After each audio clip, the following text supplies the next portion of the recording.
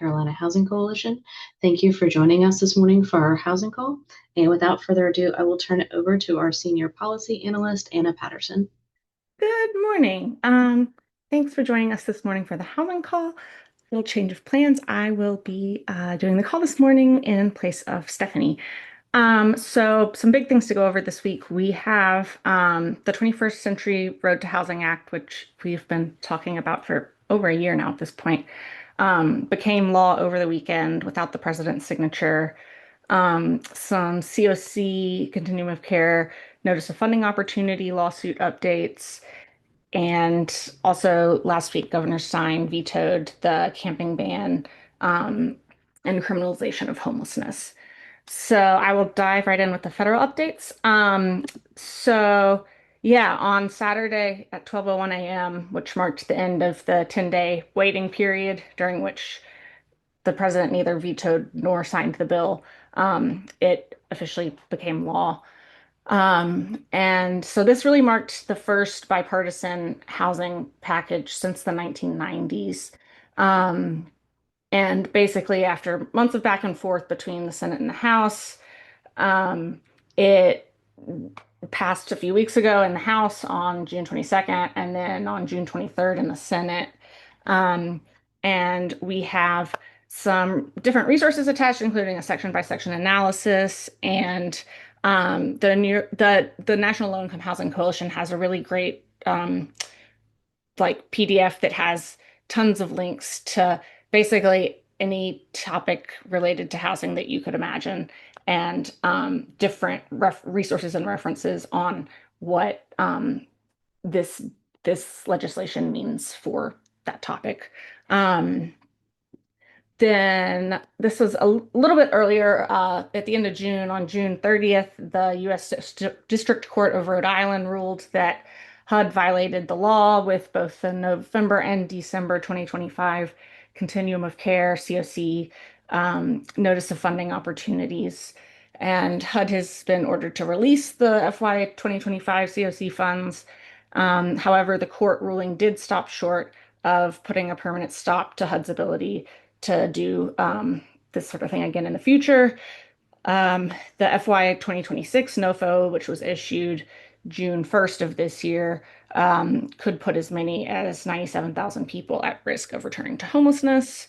So I think that the plaintiffs will probably take that up again.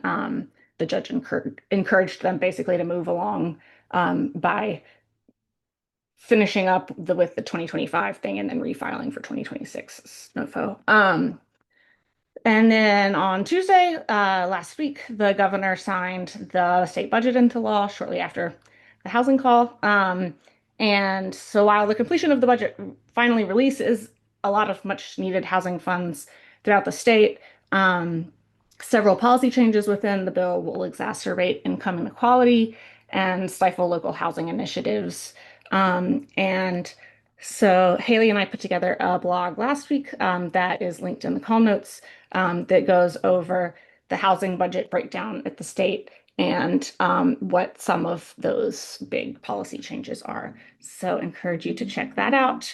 And then also on Wednesday, July 8th, Governor Stein vetoed HB 437, drug-free zones and unauthorized public camping, which is the big bill that we have been kind of rallying against for the past few weeks now. Governor Stein, in vetoing it, said, "We all want people experiencing homelessness to get back on their feet and live in safe, affordable housing. Yet this poorly constructed bill makes that goal harder and creates another significant unfunded mandate for local governments." So we at the North Carolina Housing Coalition, in coordination with the North Carolina Coalition to End Homelessness, issued a joint statement, which is also linked in the call notes. And it includes the sign-on letter. We're still collecting signatures. If you've already signed it, no need to sign it again. Same letter. And we will continue to advocate against the bill as it heads back to the General Assembly, likely when they return later this month. I think they're out until July 27th, the week of July 27th, they're returning.